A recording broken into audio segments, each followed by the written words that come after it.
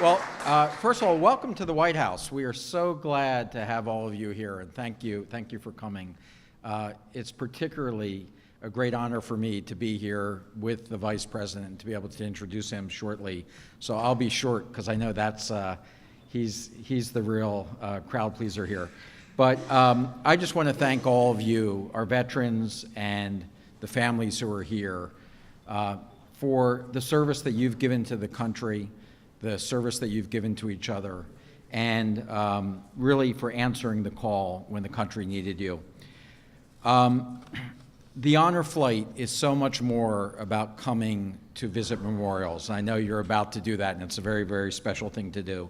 But it's really about the service that you've given to the nation and to each other, and most importantly about remembering those who didn't get to come home. And I know all of you are thinking about them. And for us, it's an opportunity to give you, the veterans, the welcome home that many of you never received. And we want to say thank you. I particularly want to thank Pamela Mao and Dana Vaughn of the Greater Lafayette Honor Flight. We know this isn't your first time, but we know every time that you come, it's very special. And without your work in being able to do that, this couldn't happen. So we really want to thank you.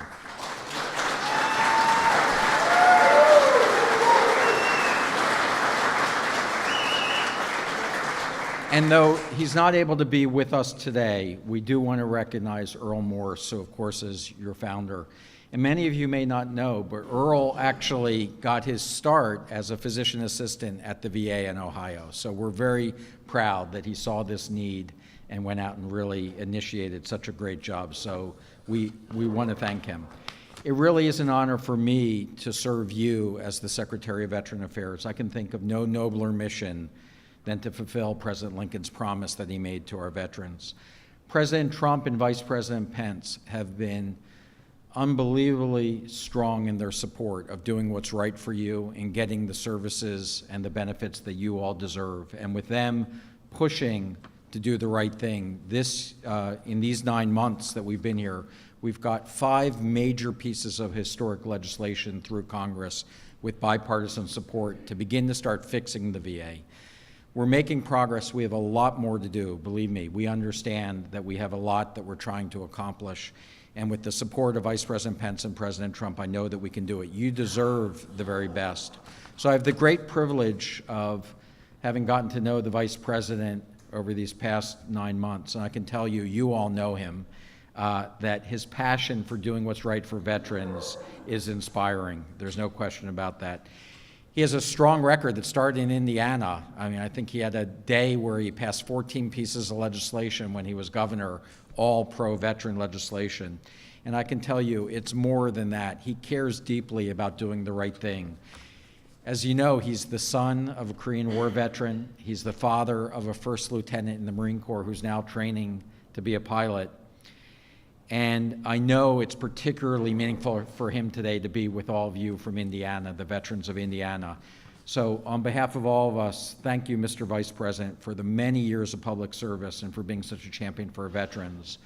Now, it's great, with great pride, I'd like to introduce the 48th Vice President of the United States, Vice President Michael Pence.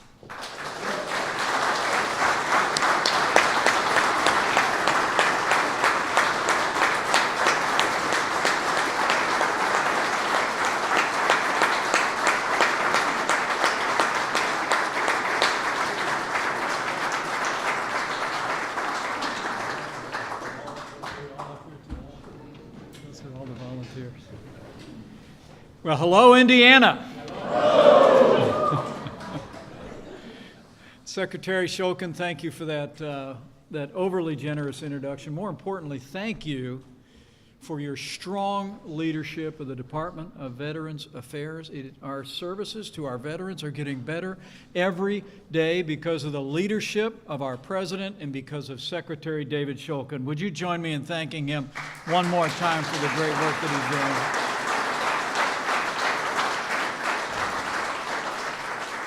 And it is great to be with all of you today, humbling in fact, to be among so many American heroes, so many Hoosier heroes, veterans of the Lafayette Honor Flight, and on behalf of the President of the United States and the entire First Family, welcome to the White House.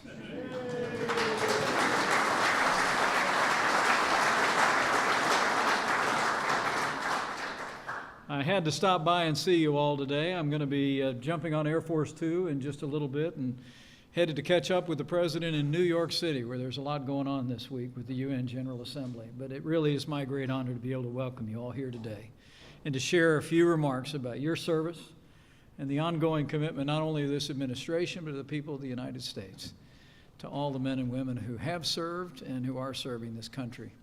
But before I go one step further, I expect there's probably some Air Force in the room, and I'm told that today is the 70th birthday of the United States Air Force. So let's hear it.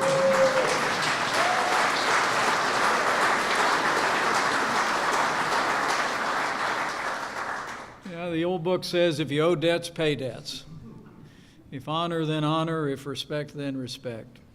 And I'm just here today on behalf of your President and our entire administration to pay a debt of gratitude, a debt of honor, and a debt of respect to each and every one of you who stepped forward, and put on the uniform of the United States in your time. As President said recently, you are part of a long, unbroken chain of American heroes. And on behalf of your Commander-in-Chief and all the American people, thank you for your service. Thank you for your selfless defense of our families and the way you've stood and fought for freedom. You are, in a very real sense, the best of us. We owe you a debt we can never fully repay.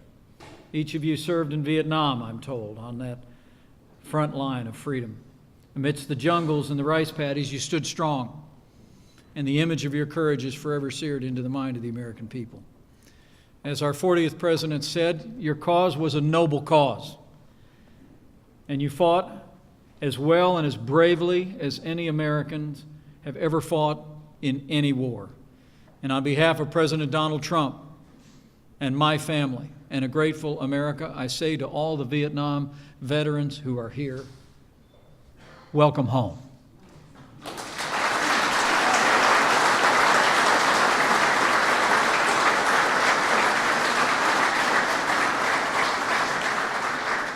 Today's a part of that welcome, that ongoing, well-deserved, warm welcome home. And thanks to the Honor Flight Network, you've come here to our nation's capital to visit, I'm told, the Vietnam Memorial, the Tomb of the Unknown Soldier, and to pay your respects to those who served beside you and didn't come home.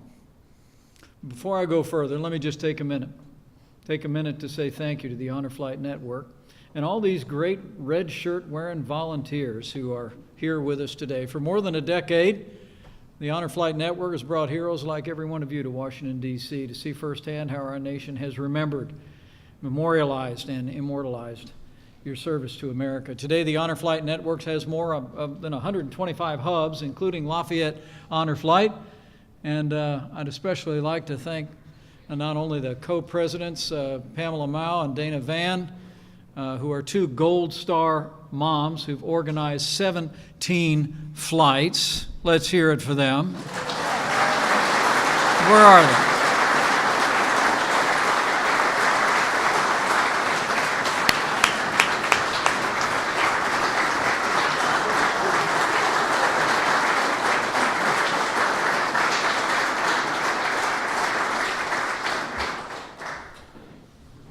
But also all these red shirt wearing volunteers who are going to make this such a special day. Thank you. Thank you for loving our troops, and thank you for your family's example.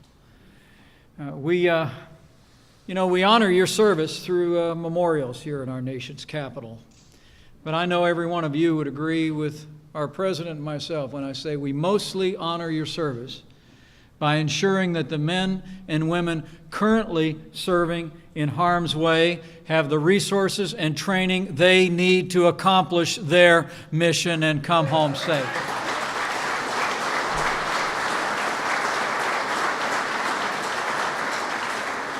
I'm pleased to report to all the veterans gathered here, President Trump has already signed the largest increase in military spending in nearly a decade. And at this very moment, we're working with the Congress to pass what will be the largest investment in military readiness since the days of Ronald Reagan. Under President Trump's leadership, I promise you, as the President likes to say, we're going to make the strongest military in the world even stronger still.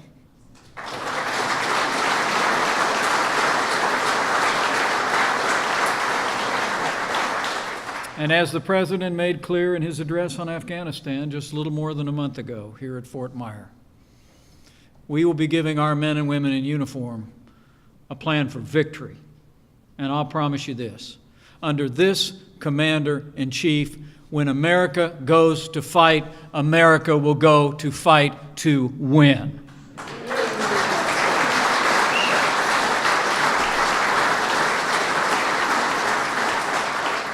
President Trump is also committed to honor your service, as he likes to say, to stand with those who protected us. And he's been busy keeping his word, the men and women who've worn the uniform of this country. President Trump's been working tirelessly to empower veterans to get the care you earned and the service and sacrifice that you deserve. Whether it's at the VA or even at a private health care provider, we've been working with the Congress to advance opportunities in legislation that expands choices for veterans. Secretary Shulkin has been very active in this regard, and we commend him for it. I know the President is grateful. The President actually extended the Veterans Choice Program in April, and last month he signed into law legislation that will expand the Veterans Choice Program with an additional $2.1 billion per year. We're going to open the doorway to better health care for our veterans all across America in real time. And working with Secretary Shulkin and his team, our entire administration is working every day to make the VA as efficient, effective, and as accountable as each and every one of you deserve. We've already established a new White House VA hotline, principally staffed by veterans, for veterans. And to restore the highest level of service at the VA, President Trump signed a law to enact historic protections for whistleblowers, and we're pleased to report we've already fired or suspended nearly 1,000 VA employees because this White House will never tolerate the mistreatment of American heroes.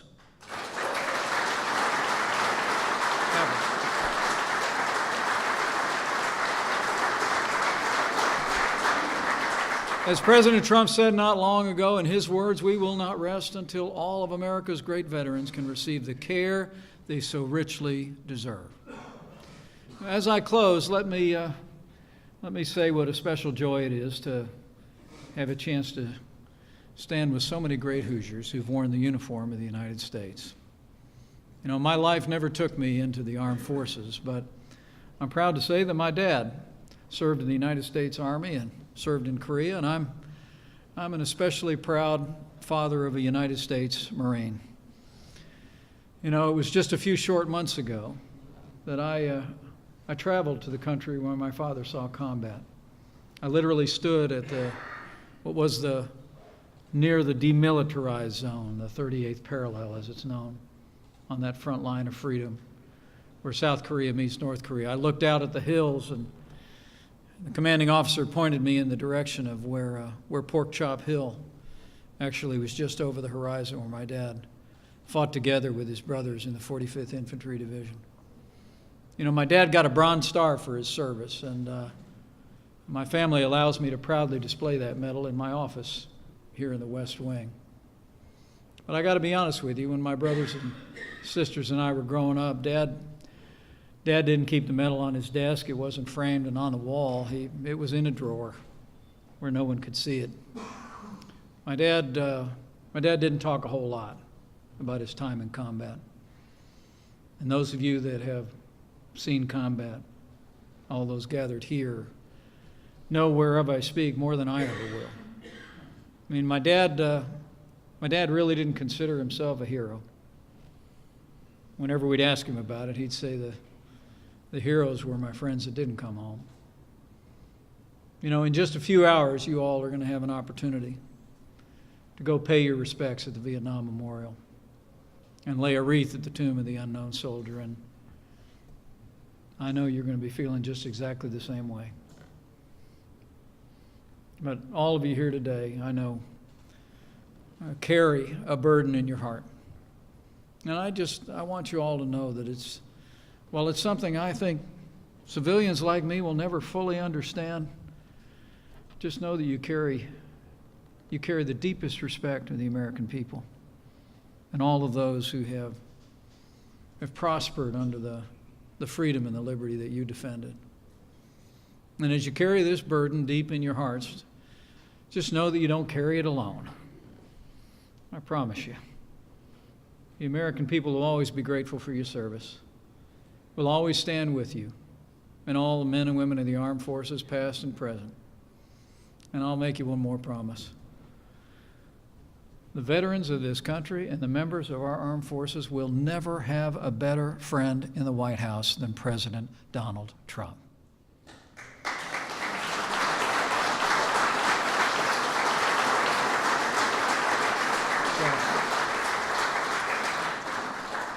So my fellow Hoosiers, once again, welcome to Washington, D.C. It's really a great honor to be able to welcome you here to the White House, and it's a deeply humbling one. Deeply humbling for me to have the opportunity to serve here in this new capacity, and deeply humbling for me to be able to stand before all of you today. I hope today is, for you, as deeply meaningful as it is for me to be able to welcome you here. And so let me close simply by saying, on behalf of President Donald Trump and all the American people, thank you for your service. May God bless each and every one of you and all those that will be remembered in your honor flight today.